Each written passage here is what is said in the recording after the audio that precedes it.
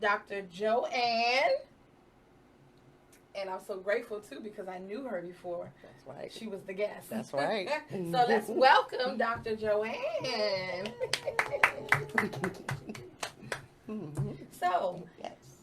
let's begin with what is it that stands out to you as far as what you have been doing, or at least give the audience a background of what you've been doing in the Definitely. church. Definitely. Okay. I'll first start with a background about myself. I am a licensed professional counselor in Maryland and DC, and I'm in private practice in DC in DuPont Circle. And so part of a church called Carmody Hills Baptist Church, which is located in Capitol Heights, Maryland. The pastor, who's the senior pastor, Oscar L. Brody, he's big into praying, but he also says, okay, you can pray, but are you seeking professional help for whatever's going on?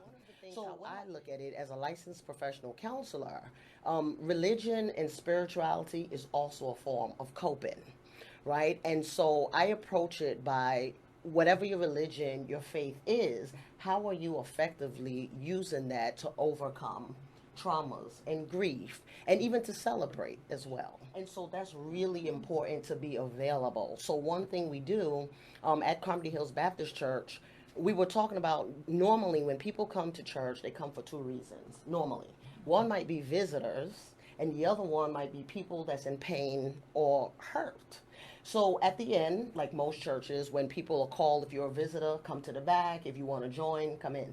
But when visitors come, I go to the back with them, introduce myself, and it's amazing to see that when people see a face that looks like them, they're able to open up and sometimes immediately share the pain and hurt that they're going through too.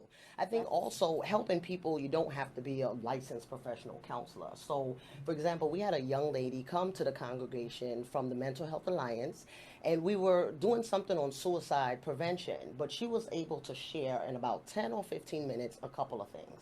One of the things she shared is that it's okay to ask people, how can I help you?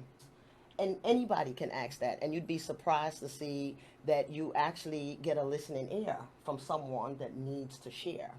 The other thing was that you can have all kinds of titles, degrees. You can be from any church, religion, race, ethnicity, sexual orientation, but mental health affects everyone, and we all need to speak about whatever. And again, I also don't see it as sharing.